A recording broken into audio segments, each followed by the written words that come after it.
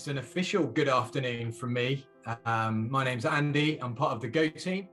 And he said to them, "Follow me, and I will make you fish for people."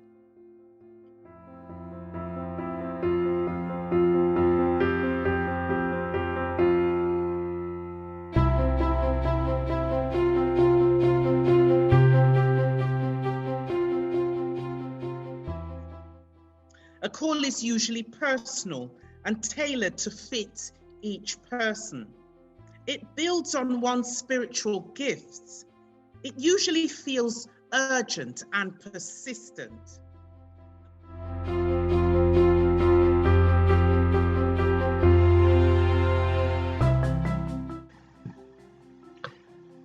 Strangely, this week has actually reminded me about two things that calling is not.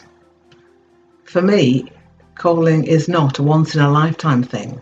It's certainly gone on throughout my life.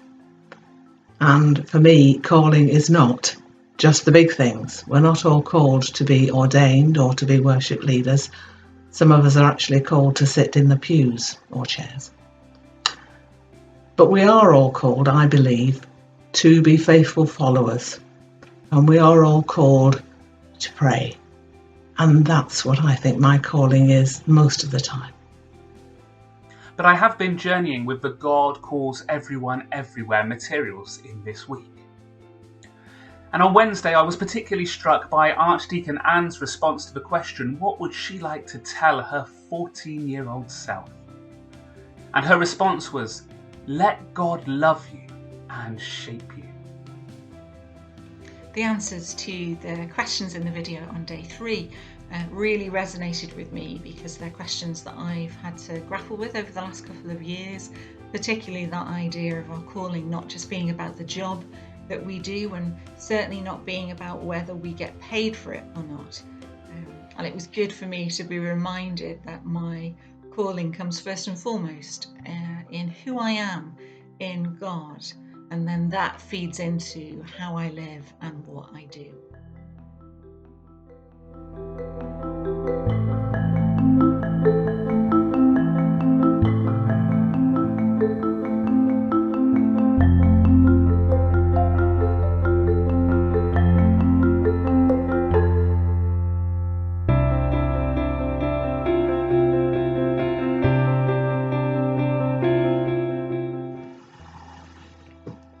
I always enjoy hearing people's stories, and this week I've enjoyed hearing the stories of how different people are called in so many different ways.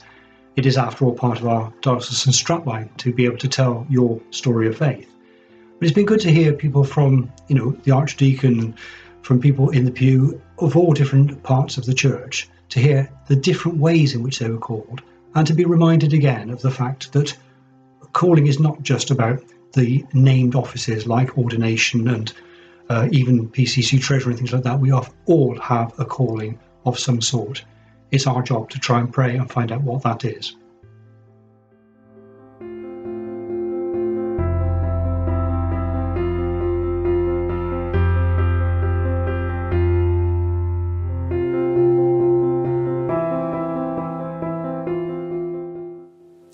I've always thought that Saul on the Damascus Road has a lot to answer for. It's a story that's very difficult to unhear. So an aside in Caroline Pomeroy's podcast was really helpful.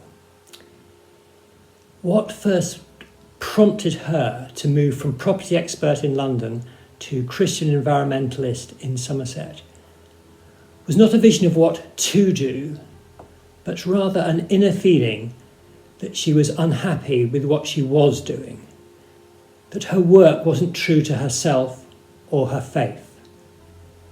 And that spoke more to me about calling than Paul being struck blind on the Damascus Road.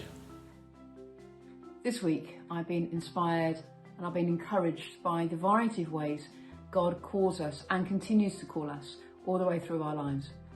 I agree, it's not always apparent when and how God is calling us at first. And it was good to be reminded of that in some of the stories that have been shared. So thank you.